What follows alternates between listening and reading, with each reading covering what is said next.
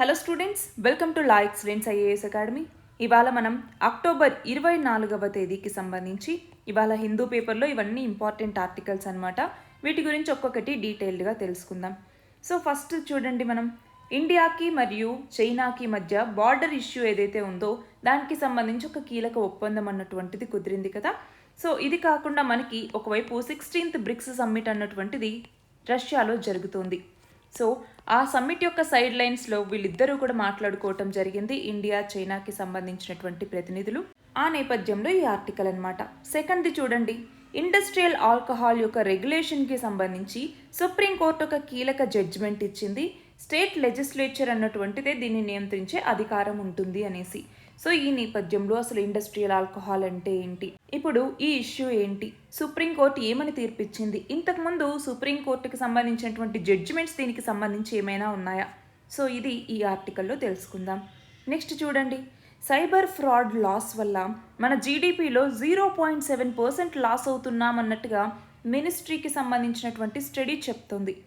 మరి ఈ నేపథ్యంలో ఎందుకు ఇలా లాస్ అవుతుంది, సైబర్ క్రైమ్స్ అంటే ఏంటి, ఇవన్నీ కూడా తెలుసుకుందాం. నెక్స్ట్ చూడండి, యుఎన్ఎఫ్సిసిసికి సంబంధించి కాన్ఫరెన్స్ ఆఫ్ పార్టీస్ మీటింగ్ రాబోతూ ఉన్నటువంటి నేపథ్యంలో మన ఇండస్ట్రీ కార్బన్ టార్గెట్స్ అన్నటువంటివి ఎంత పెట్టుకోవాలి ఎలా అన్నట్టుగా ఇండియా ఫైనలైజ్ చేయబోతోంది.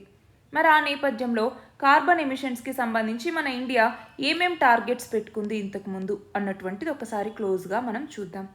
నెక్స్ట్ చూడండి, సెలబ్రేషన్ అండ్ వీజిల్, ఇది దేనికి సంబంధించింది అంటే కాలా అజార్ అన్నటువంటి డిసీజ్కి సంబంధించి. సో ఆల్మోస్ట్ ఎలిమినేట్ చేసేసాం మనం ఈ డిసీజ్ని అన్నటువంటి నేపథ్యంలో మనం WHO దగ్గర నుంచి సర్టిఫికేషన్ కోరుకుంటున్నాం అనమాట. ఆ నేపథ్యంలో కాలా అజార్ అంటే ఏంటి, దీన్ని కలిగించేది ఏంటి, అలాగే ఇండియా అన్నటువంటిది ఏ ఇయర్కి దీన్ని ఎలిమినేట్ చేయాలని టార్గెట్ని పెట్టుకుంది, మరి దాన్ని సాధించామా ఏంటి, ఈ డీటెయిల్స్ మనం తెలుసుకుందాం.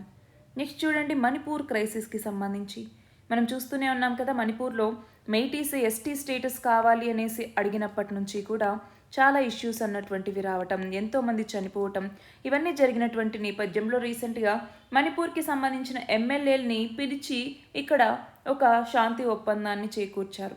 ఆ నేపథ్యంలో మణిపూర్ క్రైసిస్ గురించి వీటన్నిటి గురించి తెలుసుకుందాం. నెక్స్ట్ చూడండి, గ్రీన్ ఎనర్జీ గోల్కి సంబంధించి. సో మనం రెన్యూవబుల్ ఎనర్జీ టార్గెట్స్ అనేసి పెట్టుకున్నాం. మరి వాటిని రీచ్ అవటంలో భాగంగా మనకి విండ్ ఎనర్జీ అన్నటువంటిది కూడా ఒక కీలకమైనటువంటి రోల్ని ప్లే చేస్తుంది, అవునా.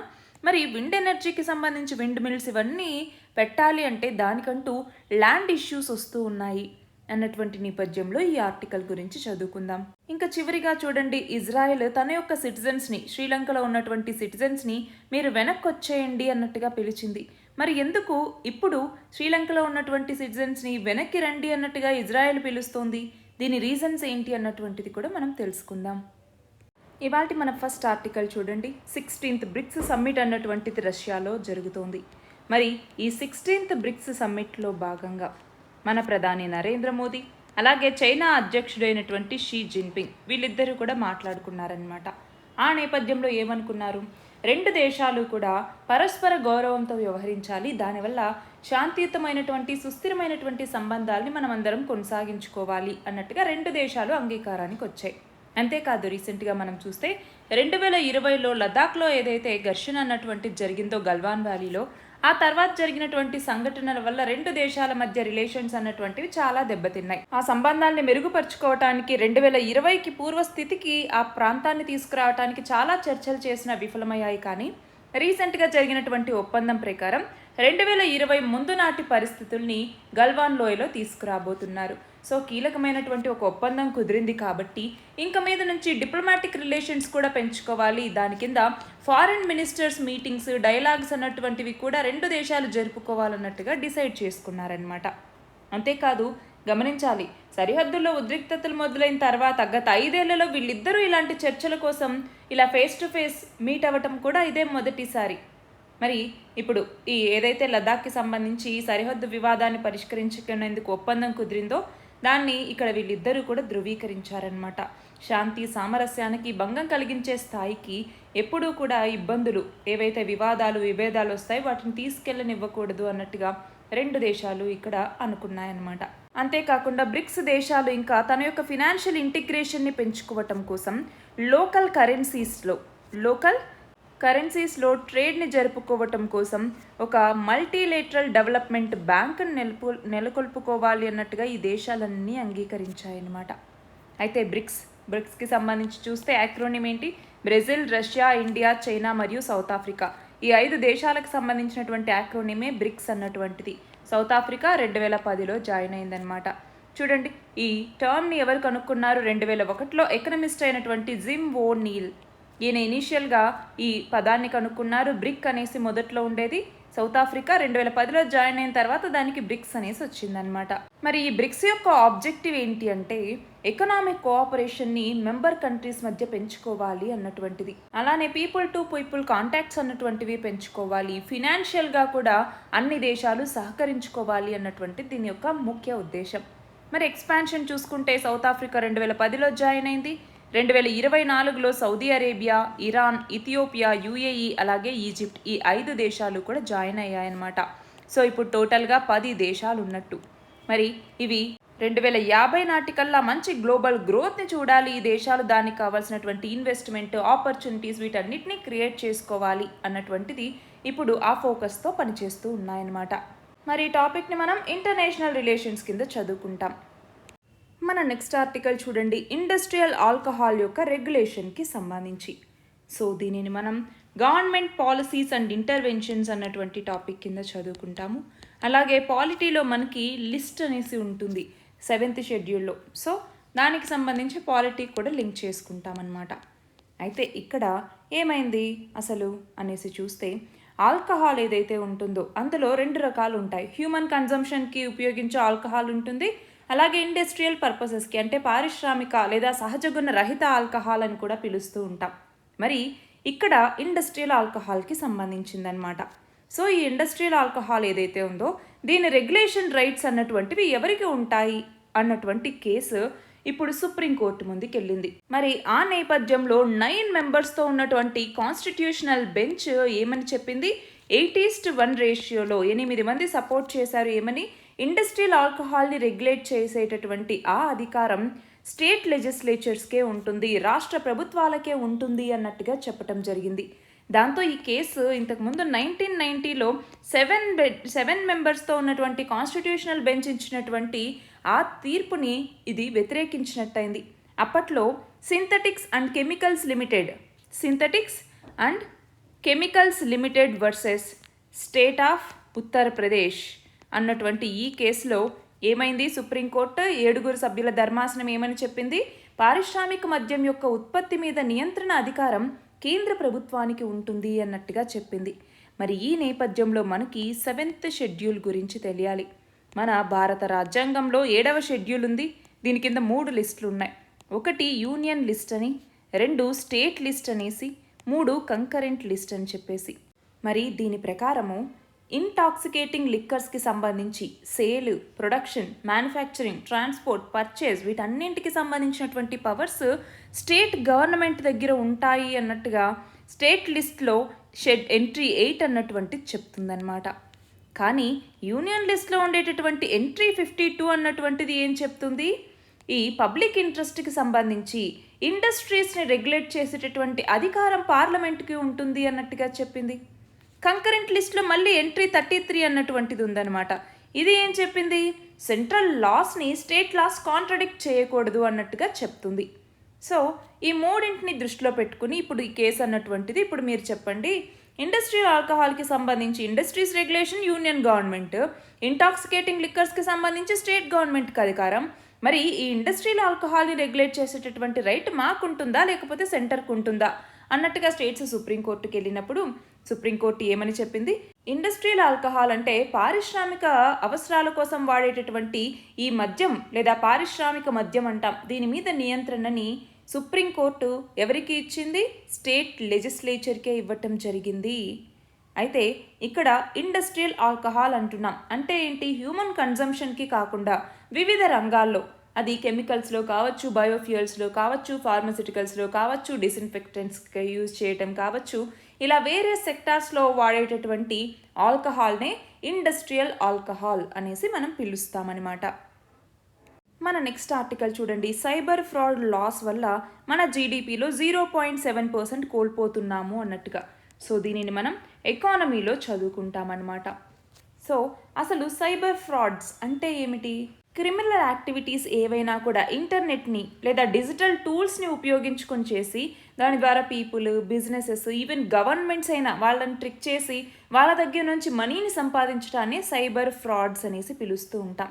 మరి ఇందులోకి వచ్చేసరికి సెన్సిటివ్ ఇన్ఫర్మేషన్ ఏవైతే బిజినెస్కి సంబంధించి, పీపుల్కి సంబంధించి, గవర్నమెంట్కి సంబంధించి ఉంటుందో వాటిని ఆ సెన్సిటివ్ ఇన్ఫర్మేషన్ అక్వైర్ చేసుకోవటమే ఈ సైబర్ ఫ్రాడ్స్ యొక్క ముఖ్య ఉద్దేశం అనమాట.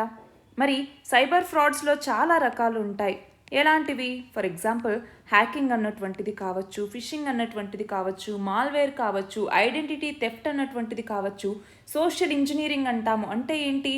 వాళ్ళ యొక్క ట్రస్ట్ని గెయిన్ చేసుకొని వాళ్ళ దగ్గర నుంచి ఇన్ఫర్మేషన్ యూజ్ చేసేటటువంటి ట్రిక్నే మనం సోషల్ ఇంజనీరింగ్ అనేసి పిలుస్తూ ఉంటాము.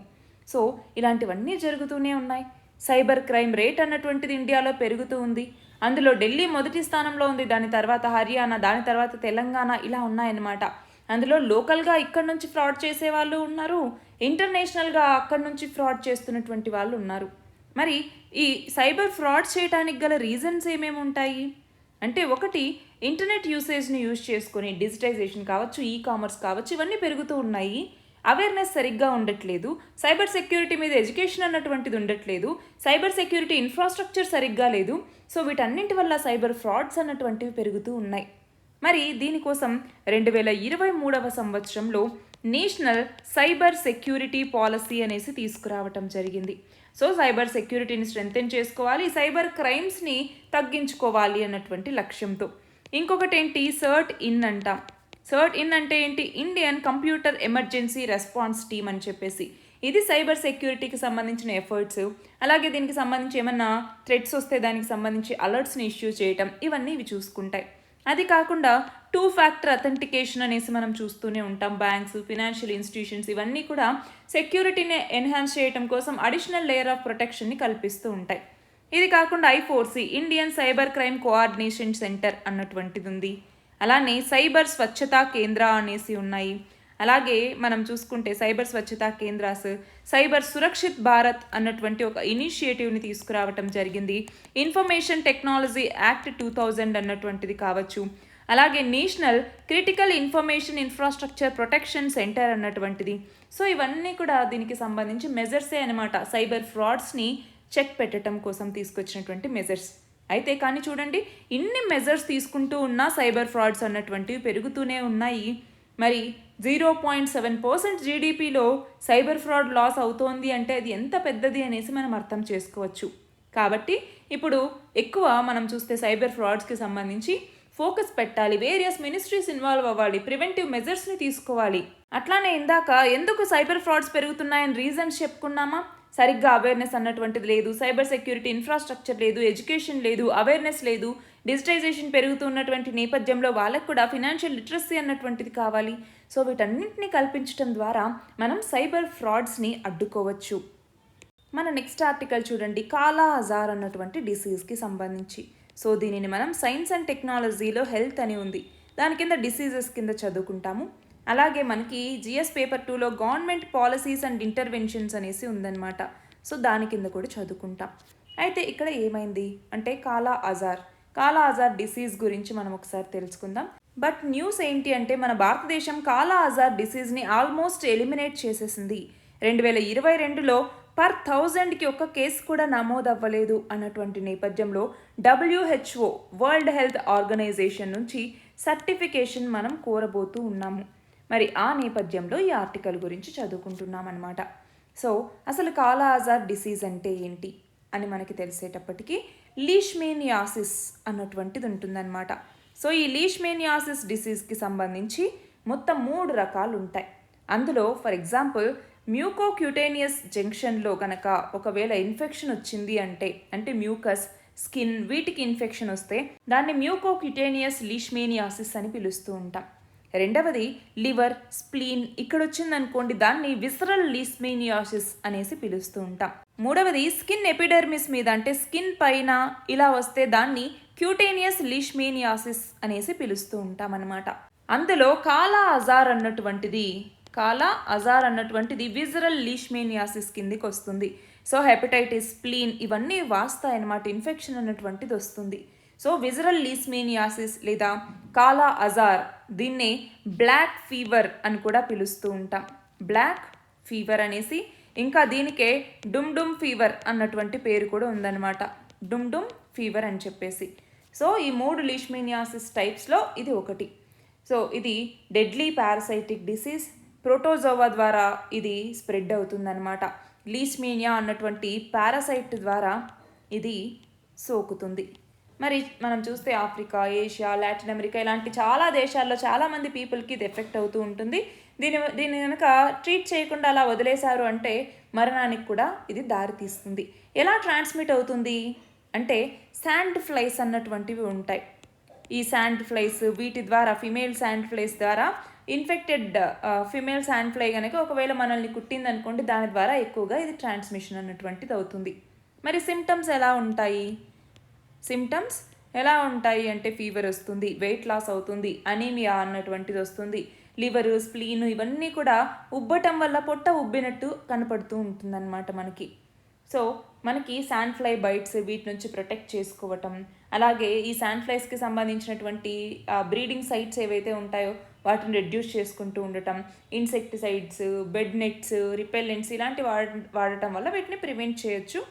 బట్ ఇక్కడ మనం గమనిస్తే మనము 2023 సంవత్సరానికల్లా ఈ కాలా అజార్ని అంతం చేయాలి, ఎండ్ చేయాలి అన్నట్టుగా లక్ష్యంగా పెట్టుకోవటం జరిగింది. మరి 2023లో 10,000 కేసుల్లో ఒక్కటి కూడా సరిగ్గా నమోదవ్వలేదు అన్నటువంటి నేపథ్యంలో ఇంకా మనము WHO సర్టిఫికేషన్ తీసుకుందాము అన్నటువంటి ఆలోచనలో ఇప్పుడు మన భారతదేశం ఉందన్నమాట. నెక్స్ట్ చూడండి, మణిపూర్ క్రైసిస్కి సంబంధించి. సో దీనిని మనం గవర్నెన్స్ అన్నటువంటి టాపిక్ కింద చదువుకుంటాము. అయితే మణిపూర్ వైలెన్స్, అక్కడ జాగ్రఫీ, ఎథ్నిక్ కమ్యూనిటీస్ వీటన్నింటి గురించి మనకి తెలియాలి. కుకీ కమ్యూనిటీ, నాన్ ట్రైబల్ అయినటువంటి మైటీ కమ్యూనిటీ, అక్కడ జరిగినటువంటి వైలెన్స్ కావచ్చు, 10 సంవత్సరాల నుంచి మైటీ కమ్యూనిటీ ఎస్టీ ట్యాగ్ని డిమాండ్ చేస్తూ ఉండటం కావచ్చు, వీటన్నింటి నేపథ్యంలో మణిపూర్ అన్నటువంటిది ఇప్పుడు న్యూస్లో ఉంది, చాలా చాలా ఇంపార్టెంట్. ఇంకొకటి ఏంటి, మణిపూర్లో ఈ ఇష్యూస్ అన్నీ జరిగిన తర్వాత రీసెంట్గా మణిపూర్కి సంబంధించినటువంటి ఎమ్మెల్యేస్ అందరినీ కేంద్ర ప్రభుత్వం పిలిచి శాంతి ఒప్పందాన్ని చేకూర్చి పంపించింది. ఆ నేపథ్యంలో కూడా ఇది ఇంపార్టెంట్. మరి ఇక్కడ మనకి ఫస్ట్ ఆఫ్ ఆల్ ఈ ఇష్యూ తెలుసుకునే కన్నా ముందు మణిపూర్ యొక్క జాగ్రఫీ అన్నటువంటి తెలియాలి. సో ఒక్కసారి ఇక్కడ మ్యాప్ చూడండి, ఇండియాలో మణిపూర్ ఇక్కడ ఉంది. మరి మణిపూర్కి వచ్చేసరికి ఈ మిడిల్లో ఏదైతే చిన్నగా కనిపిస్తుందో ఇదే ఇంఫాల్ వ్యాలీ అన్నటువంటిది. ఇంఫాల్ వ్యాలీ, ఈ ఇంఫాల్ వ్యాలీ అన్నటువంటిది మొత్తం విస్తీర్ణంలో కేవలం 10% మాత్రమే ఉంటుంది, మిగతాదే 90% ఉంటుందన్నమాట, గ్రీన్ కలర్లో కనపడుతున్నటువంటిది. అలాంటి ఈ ఇంఫాల్ వ్యాలీలోనే మైటీస్ అనేసి ఉంటారు, లేదా మైతీలు అని పిలుస్తూ ఉంటామన్నమాట. ఈ మైటీలు ట్రైబల్ పీపుల్ కాదు, ట్రైబల్స్ కాదనమాట. కానీ మిగతా కుకీలు, అలాగే జోమి, అలాగే నాగా, వీళ్ళందరూ కూడా ట్రైబల్ పీపుల్. వీళ్ళందరూ కూడా పక్కన ఉన్నటువంటి మణిపూర్ హిల్స్లో జీవిస్తూ ఉంటారు. వీళ్ళందరికీ ఎస్టీ స్టేటస్ అన్నటువంటిది ఉందన్నమాట. అయితే మొత్తం పాపులేషన్లో ఈ ఇంఫాల్ వ్యాలీలో ఈ 10% ఏదైతే ఇంఫాల్ వ్యాలీ ఉందో ఇందులోనే 60%కి పైగా, ఆల్మోస్ట్ 64% పాపులేషన్ అన్నటువంటిది ఈ యొక్క ఇంఫాల్ వ్యాలీలోనే నివసిస్తూ ఉన్నారు. అంతేకాదు మొత్తం 60 ఎమ్మెల్యేస్ ఉంటే అందులో మైటీస్కి సంబంధించిన ఎమ్మెల్యేసే 40 మంది ఉన్నారు. అంటే 10% geographical area, 64% population, 40 MLA seats మైటీస్కే ఉన్నాయి. మిగతా 90% విస్తీర్ణంలో నివసిస్తున్నటువంటి మిగతా 36% పాపులేషన్కి వచ్చేసరికి కేవలం 20 ఎమ్మెల్యే సీట్స్ మాత్రమే ఉన్నాయి. అయితే మైటీలు ఏమంటున్నారు, స్వాతంత్రం రాకముందు మేము ట్రైబల్సే, మాకు అప్పట్లో ఎస్టీ హోదా ఉండేది, కానీ తర్వాత స్వాతంత్రం వచ్చిన తర్వాత ఈ హోదాను తీసేశారు, కాబట్టి మాకు మళ్ళీ మా ఎస్టీ హోదా ఏదైతే ఉందో దీన్ని పునరుద్ధరించండి అన్నట్టుగా గత 10 సంవత్సరాల నుంచి మైటీలు డిమాండ్ చేస్తూనే ఉన్నారు. కానీ అది పక్కన పెడుతూ వచ్చారు. రీసెంట్గా మణిపూర్ హైకోర్టు ఏమని చెప్పింది, మైటీలకి ఎస్టీ స్టేటస్ ఇచ్చేటటువంటి దాన్ని ఆలోచించండి అన్నట్టుగా చెప్పిందనమాట. ఆ నేపథ్యంలో కుకీ, జోమి, నాగా ఈ ట్రైబల్స్ ఎవరైతే ఉన్నారో వీళ్ళందరూ కూడా ప్రొటెస్టులు చేయడం స్టార్ట్ చేశారు. దాంతో వైలెన్స్ అన్నటువంటిది జరిగింది. దాంట్లో చాలా అల్లర్లు అన్నటువంటివి చెలరేగటం, ఆస్తి నష్టం, ప్రాణ నష్టం ఇవన్నీ కూడా జరిగాయి. బట్ మేజర్గా ఇప్పుడు మైటీస్ ఎస్టీ హోదా పొందితే వీళ్ళకి వచ్చేటటువంటి బెనిఫిట్స్ ఏమేమి ఉన్నాయి అంటే, ఒకటి ఎస్టీ హోదా ఉండటం వల్ల వాళ్ళకి కాన్స్టిట్యూషనల్గా ఏవైతే బెనిఫిట్స్ ఉంటాయో అవి వస్తాయి. అలాగే ఇప్పుడు చుట్టూ ఉన్నటువంటి హిల్స్లో ల్యాండ్ని అక్వైర్ చేసుకోలేరు మైటీలు. మరి ఆ హిల్స్లో ల్యాండ్ అక్వైర్ చేసుకోవటానికి ఇప్పుడు ఎస్టీ హోదా అన్నటువంటిది ఉపయోగపడుతుంది. అగ్రికల్చరల్గా ప్రాస్పరస్గా ఉండే ఈ హిల్ డిస్ట్రిక్ట్స్లోకి వాళ్ళు వచ్చి సెటిల్ అవ్వటానికి ఇది చాలా బెనిఫిట్ని చేకూరుస్తుంది. మరి వీటన్నింటి నేపథ్యంలో వీళ్ళు మాకు ఎస్టీ హోదా కావాలి అని అడగటం, ఆ నేపథ్యంలోనే ఈ అల్లర్లు అన్నటువంటివి జరగటం, ఇవన్నీ కూడా అన్నమాట. మరి మన భారత రాజ్యాంగంలో కొన్ని రాష్ట్రాలకి స్పెషల్ ప్రొవిజన్స్ అనేసి ఇవ్వటం జరిగింది ఆర్టికల్ 371 కింద. మరి అందులో ఏ article 371 A, B, C, D, E, F ఇలా ఉన్నాయన్నమాట. అందులో ఏ సబ్ ఆర్టికల్ అన్నటువంటిది ఈ యొక్క మణిపూర్కి స్పెషల్ ప్రొవిజన్స్ని ఇస్తుంది అన్నటువంటిది మీరు కమెంట్స్లో చెప్పండి. మన నెక్స్ట్ ఆర్టికల్ చూడండి. మన భారతదేశం అజర్బైజాన్లోని బాకులో రాబోయే 29th edition of conference of parties అన్నటువంటిది జరగబోతోంది. 29th కాప్ అన్నటువంటిది మరి UNFCCCకి సంబంధించినటువంటిది. మరి ఈ నేపథ్యంలో దీన్ని ఎన్వైరన్మెంట్ అన్నటువంటి టాపిక్ కింద చదువుకుంటాం అనమాట. ఎన్వైరన్మెంట్ అండ్ ఎకాలజీ కింద దీన్ని లింక్ చేసుకుంటాం. సో 29th కాప్ రాబోతున్నటువంటి నేపథ్యంలో ఇండస్ట్రీ కార్బన్ టార్గెట్స్ని పెట్టుకోవటానికి ఫైనలైజ్ చేస్తోంది ఇండియా అన్నటువంటి న్యూస్ అనమాట ఇది. మరి ఇది మనకి ఎందుకు ఇంపార్టెంట్ అంటే, మనం ఆల్రెడీ ఈ కార్బన్ ఎమిషన్స్కి సంబంధించి నెట్ జీరోకి చేరుకోవటానికి ఎలాంటి ఈ లక్ష్యాలను పెట్టుకున్నామన్నటువంటిది తెలుసుకోవాలి. అందువల్ల ఈ article important. So first of all మనం కార్బన్ ఎమిషన్స్కి సంబంధించి నెట్ జీరో లక్ష్యాన్ని చేరుకోవాలి అనేసి ఏ ఇయర్కి లక్ష్యంగా పెట్టుకున్నాం? 2070 నాటికి. రెండవది వచ్చేసరికి మనం యూజ్ చేసేటటువంటి ఎనర్జీ రిసోర్సెస్లో రెన్యూబుల్ ఎనర్జీ అన్నటువంటిది 50% షేర్ అన్నటువంటిది ఉండాలి. అది కూడా 2030 నాటికని లక్ష్యంగా పెట్టుకున్నాము. అంతేకాదు మన జీడిపిలో కార్బన్ ఎమిషన్స్ ఇంటెన్సిటీ ఏదైతే ఉంటుందో ఆ ఇంటెన్సిటీని కూడా తగ్గించాలి. ఎంతకు తగ్గించాలని పెట్టుకున్నాం ఈ ఇంటెన్సిటీని అంటే 2030వ సంవత్సరం నాటికి జీడిపిలో 45%కి తగ్గించాలి అనేసి లక్ష్యంగా పెట్టుకున్నాం. అంతేకాదు టోటల్ ఎలక్ట్రిక్ పవర్ ఇన్స్టాల్డ్ కెపాసిటీలో 50%ని 2030 నాటికి చేరుకోవాలి అన్నట్టుగా లక్ష్యంగా పెట్టుకోవటం జరిగింది. అలానే ఇంకొకటి ఏంటి, 500 gigawatts non Faasil fuel energy అన్నటువంటిది ఉండాలి అన్నట్టుగా లక్ష్యంగా పెట్టుకోవటం జరిగింది. ఎప్పటికీ 2030వ సంవత్సరం నాటికి. ఇవన్నీ COP 26 జరిగినప్పుడు మన ప్రధాని నరేంద్ర మోదీ 5 పంచామృత్ టార్గెట్స్ అనేసి పెట్టారండి. అందులో భాగంగా ఇవి కూడా అనమాట. Non Faasil fuel energy capacity 500 గిగావాట్లకి రావాలి అనేసి, అలాగే మొత్తం ఎనర్జీ రిక్వైర్మెంట్స్లో రెన్యూబుల్ ఎనర్జీ నుంచే 50% రావాలి 2030 నాటికి అన్నట్టుగా, టోటల్ ప్రొజెక్టెడ్ కార్బన్ ఎమిషన్స్ అన్నటువంటివి జీడిపిలో 45%కి తగ్గాలి అన్నట్టుగా, అలాగే నెట్ జీరో ఎమిషన్స్ని 2070వ సంవత్సరానికల్లా తీసుకురావాలి అన్నట్టుగా. అంతేకాదు 2030వ సంవత్సరం నాటికి టోటల్ ప్రొజెక్టెడ్ కార్బన్ ఎమిషన్స్ ఉంటాయా, ఆ టోటల్ ప్రొజెక్టెడ్ కార్బన్ ఎమిషన్స్ అన్నటువంటివి 1 బిలియన్ టన్స్ తగ్గించాలి అన్నటువంటిది కూడా ఇంకొక లక్ష్యం అనమాట. సో ఇవన్నీ కూడా మనకి గుర్తుండాలి. మన నెక్స్ట్ ఆర్టికల్ చూడండి. గ్రీన్ ఎనర్జీ గోల్కి సంబంధించి దీన్ని కూడా మనం ఎన్వైరన్మెంట్ కింద చదువుకుంటామన్నమాట. సో మన భారతదేశం గ్రీన్ ఎనర్జీ, క్లీన్ ఎనర్జీ వైపుగా మూవ్ అవ్వాలి అనుకుంటోంది, అవునా? మరి ఈ నేపథ్యంలో గ్రీన్ ఎనర్జీ అంటే ఏంటి? రెన్యూబుల్ ఎనర్జీ సోర్సెస్ నుంచి, రెన్యూబుల్ అంటే పునరుత్పాదక సోర్సెస్ నుంచి వచ్చేటటువంటి ఆ ఎనర్జీనే గ్రీన్ ఎనర్జీ అనేసి పిలుస్తూ ఉంటాం. రెన్యూబుల్ సోర్సెస్ నుంచి వస్తుంది అన్నట్టుగా. సో ఈ గ్రీన్ ఎనర్జీనే మనం క్లీన్ ఎనర్జీ, సస్టైనబుల్ ఎనర్జీ ఇలా కూడా పిలుస్తూ ఉంటాము. అంటే ఇక్కడ ఏంటి, టాక్సిక్ గ్రీన్ హౌస్ గ్యాసెస్ ఏవైతే ఉంటాయో వీటిని రిలీజ్ చెయ్యవు ఈ ఎనర్జీ ఎమిషన్స్ అన్నటువంటివి. సో ఎన్వైరన్మెంటల్ ఇంపాక్ట్ అన్నటువంటిది చాలా తక్కువగా ఉంటుంది. For example solar, wind, geothermal, biogas, అలాగే హైడ్రో ఎలక్ట్రిసిటీ లో ఇంపాక్ట్ అన్నటువంటిది చూపిస్తుంది. బయోమాస్ సోర్సెస్ కొంతవరకు ఎలిజిబుల్ అవుతాయన్నమాట. మరి ఈ నేపథ్యంలో మనము మన యొక్క ఇప్పటికీ డిమాండ్ అన్నటువంటిది 80% డిమాండ్ ఇప్పటికీ కోల్, ఆయిల్, సాలిడ్ బయోమాస్ వీటి నుంచే తీసుకుంటూ ఉన్నాం. ఆ నేపథ్యంలో మనం గ్రీన్ ఎనర్జీ వైపుగా వెళ్ళాలి అన్నటువంటి లక్ష్యంతోనే చాలా ఇనిషియేటివ్స్ తీసుకొచ్చారు. For example PLI production linked incentive scheme అన్నటువంటిది కావచ్చు. అలాగే పిఎం కుసుమ్ అంటాము. ఏంటి పిఎం కుసుమ్ అంటే ప్రధానమంత్రి కిసాన్ ఊర్జా సురక్ష ఏవం ఉత్తమ్ మహాభియాన్ అనేసి పిలుస్తూ ఉంటాం. సో దాని ద్వారా ఏంటి సోలార్ ఎనర్జీని పెంచాలి అన్నటువంటిది. అలాగే ministry of new and renewable energy కొత్తగా తీసుకొచ్చారు. అక్షయ్ ఊర్జా అన్నటువంటి పోర్టల్ని తీసుకొచ్చారు. అక్షయ్ ఊర్జా అన్నటువంటి పోర్టల్ని తీసుకురావటం జరిగింది. అలానే ఇండియన్ రెన్యూబుల్ ఐడియా ఎక్స్చేంజ్ అన్నటువంటి ఒక పోర్టల్ని తీసుకొచ్చారు. దీని ద్వారా ఈ ఎనర్జీ కాన్షియస్ని ఇండియన్స్లోకి పెంచాలి, గ్లోబల్ కమ్యూనిటీలో కూడా ఐడియాస్ని తీసుకురావాల్సినటువంటి అవసరం ఉంది అన్నట్టుగా. ఇది మాత్రమే కాదు, ఇంటర్నేషనల్ సోలార్ అలియన్స్ అంటాము. అలాగే ఫేమ్ అన్నటువంటి స్కీమ్ ఉండేది, దాని బదులుగా రీసెంట్గా ఈ డ్రైవ్ అన్నటువంటి పాలసీని తీసుకొచ్చాము. అలాగే ఈ బస్ అనేసి తీసుకొచ్చాము. సౌభాగ్య అన్నటువంటిది ఇంకొకటి ఇంపార్టెంట్. సౌభాగ్య అంటే ఏంటి? ప్రధానమంత్రి సహజ్ బిజ్లీ హర్ ఘర్ యోజన లేదా సౌభాగ్య అనేసి పిలుస్తూ ఉంటాం.